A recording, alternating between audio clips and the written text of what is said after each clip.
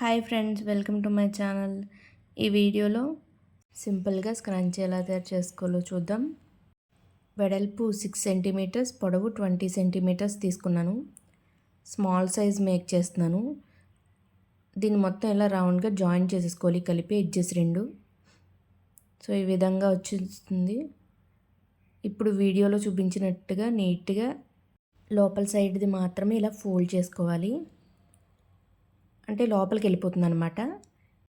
ఇప్పుడు బయట సైడ్ది ఈ విధంగా మడత పెట్టుకుని దీన్ని మెషిన్తో లేదంటే సూది దారంతో అన్న ఇలాగ కుట్టేసుకోవడమే. లోపల క్లాత్ మాత్రం పడకుండా చూసుకోవాలి, తోస్తూ ఉండాలన్నమాట. నీట్గా ఇలాగ చివరి దాకా కుట్టుకున్న తర్వాత క్లియర్గా చూపిస్తున్నాను వీడియోలో. లోపల నుంచి లోపలికి ఫోల్డ్ చేసింది ఇలా నీట్గా లాగేయాలి. చూసారు కదా. ఇప్పుడు మళ్ళీ పైన ఉన్న క్లాత్ని మడత పెట్టి అలా కుట్టుకోవాలి. అలా మొత్తం రిపీట్ చేస్తూ ఉండాలి. లోపల క్లాత్ మాత్రం సూది కింద పడకుండా నీట్గా అడ్జస్ట్ చేసుకోవాలి. ఈ విధంగా స్లోగా లాగి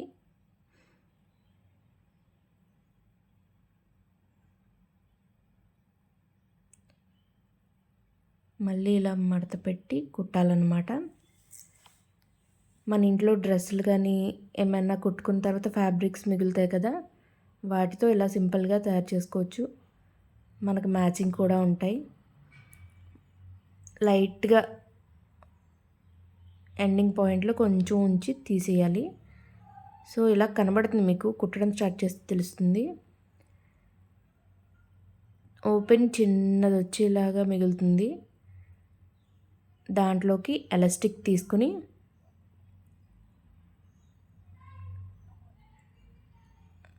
దాంట్లోకి ఈ విధంగా పిని సాయంతో ఎక్కించాలి. నేనైతే ఎగ్జాక్ట్గా కొలత చెప్పలేను ఎలాస్టిక్ది, కానీ దాంట్లో ఇలాగ సెట్ చేసుకున్న తర్వాత మీకే తెలుస్తుంది. సో ఒక పాయింట్ దగ్గర కట్ చేసుకుని ఆ రెండింటిని కలిపి కుట్టేసుకోవడమే, లేదా ముడి కూడా వేయచ్చు.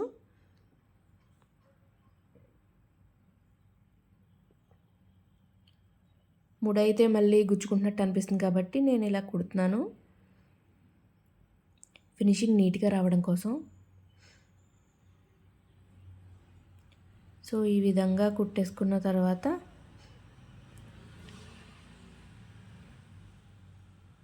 ఆ కన్నం ఒకటి మిగిలింది కదా, దీన్ని మాత్రం ఇలా లోపలికి తోసేసి అక్కడ ఒక చిన్న కుట్టు వేసుకోవడమే.